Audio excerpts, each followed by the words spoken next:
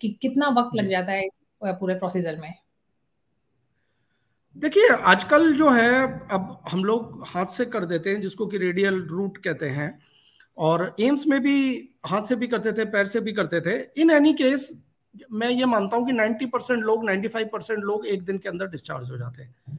तो जैसे आपने प्रोसीजर किया, आपने ओपीडी बेसिस पे प्रोसीजर किया, मरीज को बुलाया, उसको बुला लिया उस दिन जिस दिन करना है, डायरेक्ट हॉस्पिटल में कैथ लैब डायरेक्ट बुला लिया, उस दिन वो प्रोसीजर कर दिया और अगले दिन डिस्चार्ज हो जाता है। तो 95% लोग तो एक दिन के अंदर डिस्चार्ज हो जाते हैं। और अब हम अपने जहाँ निम्स हॉस्पिटल में भी रेडियल से, मतलब हाथ से कर रहे हैं, तो सेम एक दिन रख के अगले दिन तक डिस्चार्ज कर देते हैं मेजॉरिटी केसेस को। तो इतना टाइम लगता है, पहले जी से एडमिट करने की जरूरत नहीं है, उसी दिन बुलाते हैं, करते हैं और अगले दिन छुट्टी कर देते हैं। जी। एक और अहम सवाल है डॉक्टर साहब कि क्या कोई साइड इफेक्ट हो सकते हैं इस पूरे प्रोसीजर के? देखिए, ये तो हार्ट का मामला है, और इसमें जो है हार्ट की जो सिचुएशन है, मैं आपको कहूँगा कि जो हार्ट की ये जो एंजियोप्लास्टी वाली सर्जरी है, ये एक तरह का, आप इसको अगर देखें तो फाइटर पायलट जैसा है। कि फाइटर पायलट में जैसे होता है कि अगर एक भी गलती करी तो शूट डाउन होने का रिस्क होता है, तो उसको कोई गलती नहीं कर सकता, वो उसको इतना केपेबल होना चाहिए कि वो जो है अपना काम करे और सही सलामत वापस आ जाए। वैसा ही हाल एंजियोप्लास्टी का है कि जो आपका करने वाला डॉक्टर है वो कितना स्किल्ड है, उस पर बहुत फर्क पड़ता है। अगर वो स्किल्ड है और उसका टेम्परामेंट कूल है, तो वो आपका जो प्रोसीजर है बहुत अच्छे से हो जाएगा। फाइटर पायलट और जो इंटरवेंशनल कार्डियोलॉजी में फर्क एक है कि फाइटर पायलट खुद रिस्क पे होता है कि अगर कुछ गड़बड़ हुई तो खुद मरेगा। यहाँ पे डॉक्टर तो रिस्क पे नहीं है, लेकिन पेशेंट रिस्क पे है, ये फर्क है। अदरवाइज काम वैसा ही है कि जो है इसमें आपको कूल टेम्परामेंट की जरूरत है, आपको स्किल की जरूरत है, और आपको पूरी अवेयरनेस की, नॉलेज की जरूरत है। कितने केसेस आपने करे हैं वो बहुत इंपॉर्टेंट हो जाता है, क्योंकि अगर आपने ज्यादा केसेस करे तो आपकी ज्यादा एक्सपीरियंस है, आपको पता है कि क्या करने से क्या प्रॉब्लम हो सकती है। और जैसा मैंने बताया कि इसमें क्या है कि ये फॉरगिविंग प्रोसीजर नहीं है, क्योंकि इसमें हार्ट की नस में आप काम कर रहे हो। जरा सी गलती हुई, वो नस एकदम ब्लॉक हो गई तो पेशेंट टेबल पे ही कोलैप्स हो जाएगा, और फिर हो सकता है बचा भी ना पाए। तो ये बहुत रिस्की प्रोसीजर तो है। तो इसमें स्किल जो है डॉक्टर की, एक्सपीरियंस जो है डॉक्टर का, और जो टेम्परामेंट है डॉक्टर का, ये सारी चीजें बहुत इंपॉर्टेंट है। जी बिल्कुल। अगला सवाल, मैं बहुत सारे अहम सवाल ऐसे करके ले रही हूँ ताकि जो भी सवाल आम लोगों के मन में आते हैं उनके जवाब यहाँ मिल सके। जी। कितने वक्त के बाद स्टेंट बदलवाने की जरूरत पड़ सकती है और किस कंडीशन में? जी देखिए, बहुत अच्छा सवाल है आपका। अब मैं आपको सिर्फ ये बताने की कोशिश कर समझाता हूँ कि स्टेंट करता क्या है। स्टेंट क्या होता है, जो नस में जो ब्लॉकेज है, मतलब क्या है कि नस जो है, आप ये समझिए कि एक गुब्बारे के जैसा है। तो जब वो वीक हो जाता है नस का कोई पार्ट, तो वहां पे क्या होता है कि, या वो क्या होता है, कोलेस्ट्रॉल डिपॉजिट हो जाता है। तो वो उस कोलेस्ट्रॉल डिपोजिशन से क्या होता है कि नस का कुछ पार्ट वीक हो जाता है। और वीक होने का मतलब ये है कि उसमें एक डिपोजिशन शुरू हो जाता है, गुब्बारे की तरह फूलने लग जाता है नस के अंदर। क्योंकि अगर आप किसी में प्रेशर देंगे तो वो जैसे गुब्बारा फूलता है, वैसे नस के अंदर वो एक कोलेस्ट्रॉल का गुब्बारा सा फूलने लग जाता है। और गुब्बारा भी फूलता है तो वो क्या करता है कि नस को नैरो करता है।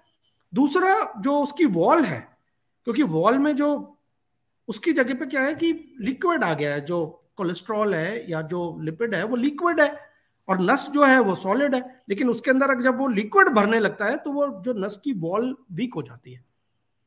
समझ रहे हैं ना आप? दो चीज हो रही है, एक तो नस में ब्लॉकेज बढ़ रहा है, दूसरी ये कोलेस्ट्रॉल डिपोजिशन से नस की वॉल वीक जी हो गई है।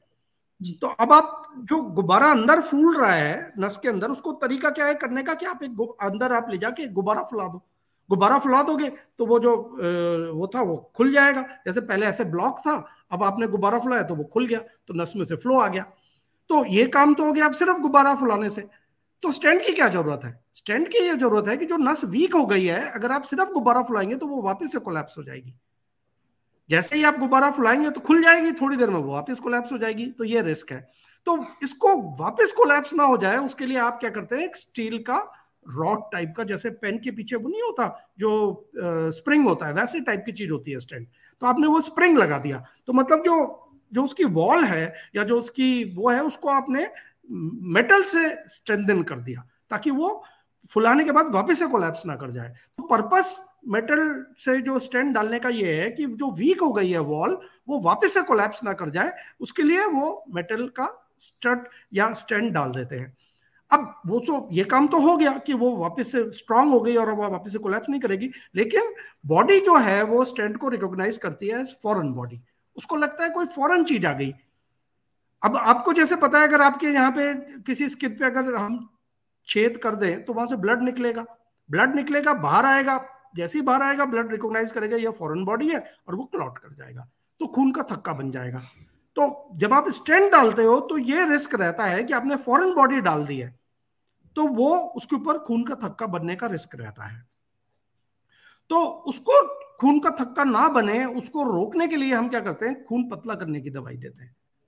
तो वो खून पतला करने की दवाई स्टेंट डालते ही शुरू हो जाती है, ताकि स्टेंट क्योंकि फॉरेन बॉडी है और अगर उसको हम ऐसे ही छोड़ देंगे तो वो उसको बॉडी रिकॉग्नाइज करेगी कि ये फॉरेन बॉडी है, वो एकदम से क्लॉट बना देगी। क्लॉट बना देगी तो फिर से हार्ट अटैक आ जाएगा, क्योंकि नस को तो खोलने के लिए डाला है ना हमने स्टेंट। अगर वहां से फिर से क्लॉट बन गया, खून का थक्का आ गया, तो फिर बंद हो जाएगी नस। तो उसको रोकने के लिए हम खून पतला करने की दवा देते हैं। लेकिन लेकिन समय के साथ क्या होता है कि जो वो स्टील का जो रॉड डाला है हमने, या अभी आजकल कोबाल्ट क्रोमियम का हम वो रॉड डालते हैं, तो क्या होता है कि धीरे धीरे उसके ऊपर चमड़ी चढ़ने लगती है। तो वो जो चमड़ी चढ़ने का प्रोसेस है वो स्टार्ट होता है और करीब 6 महीने से लेकर 2 साल के अंदर वो चमड़ी चढ़ जाती है। तो जब चमड़ी चढ़ जाती है तो स्टेंट बॉडी का पार्ट हो जाता है, फिर उसमें जो है कुछ करने की जरूरत नहीं पड़ती।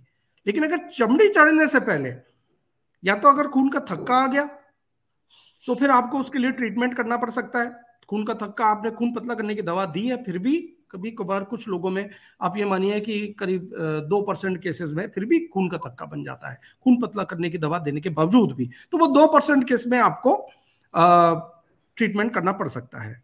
दूसरा क्या हो सकता है कि जो बॉडी है वो रिकॉग्नाइज करती है इसको, कोबाल्ट क्रोमियम या जो स्टील का जो आपने स्टेंट डाला है उसको बॉडी रिकॉग्नाइज करती है फॉरेन बॉडी, तो उसके अगेंस्ट रिएक्शन होता है।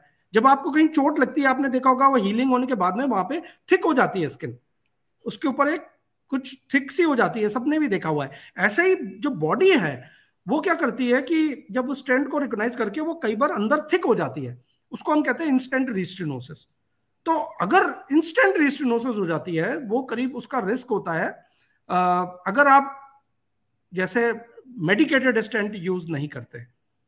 होता क्या है, नॉर्मल जो पहले स्टेंट था वो क्या करता था, वो एलर्जी करता था, जिसको मैं बता रहा था, उसके अंदर जो थी सेल की ग्रोथ हो जाती थी और उसको हम कहते थे इंस्टेंट स्टेनोसिस, और उसका रिस्क होता था करीब 20% 25% रिस्क। तो वो रिस्क कम करने के लिए हमने क्या करा, स्टेंट में ही दवा छिड़क दी, जिसको हम कहते हैं मेडिकेटेड स्टेंट। और वो दवा का काम क्या है कि ये जो एलर्जी को रोके।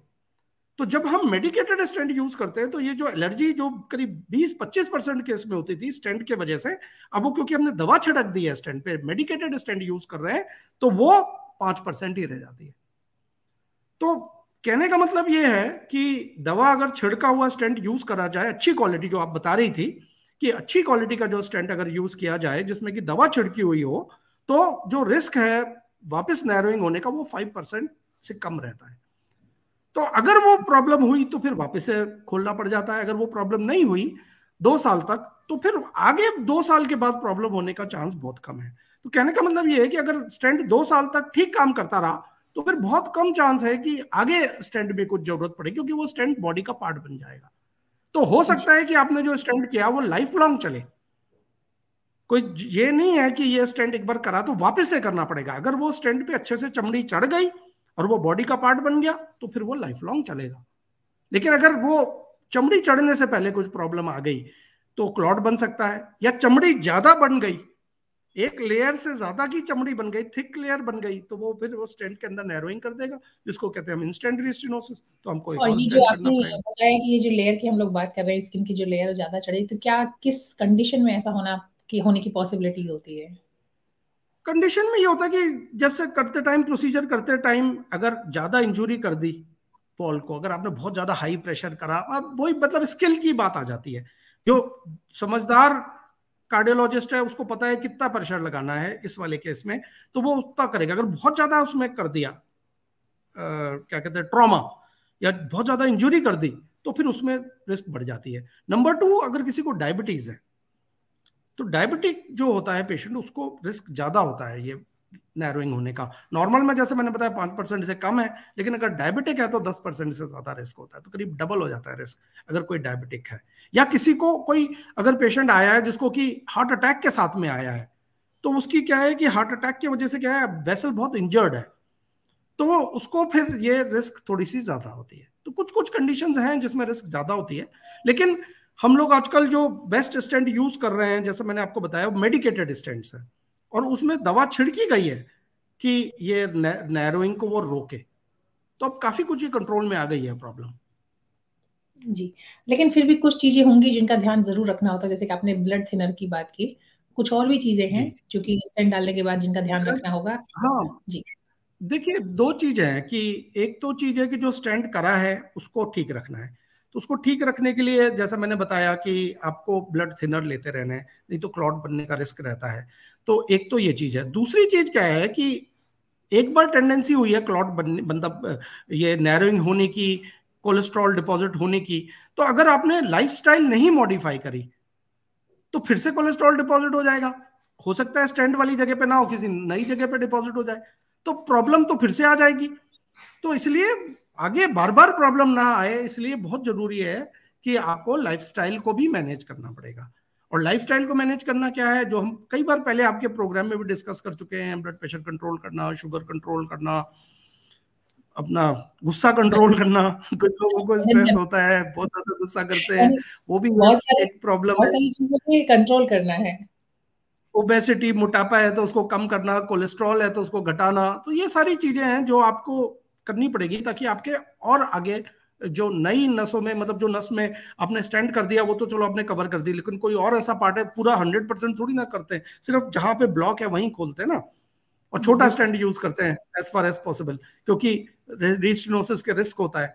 तो छोटा स्टेंट यूज करेंगे तो उतना ही पार्ट में नैरोइंग आ सकती है। लंबा स्टेंट आप यूज कर देंगे तो फिर ज्यादा लंबा पार्ट है जहां कहीं पे भी नैरोइंग आ सकती है। इसलिए कोशिश करते हैं कि छोटा से छोटा स्टेंट यूज किया जाए।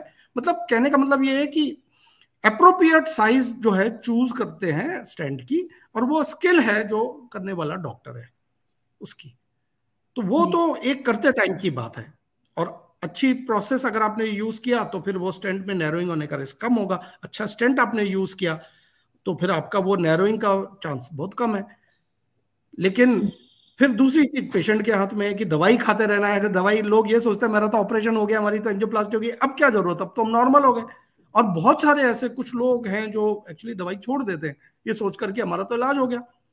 तो वो जहां दवाई छोड़ते हैं वहीं, जैसे मैंने बताया, स्टेंट तो फॉरेन बॉडी होती है, जैसी दवाई छूटती है एकदम से क्लॉट बनने का रिस्क हो जाता है।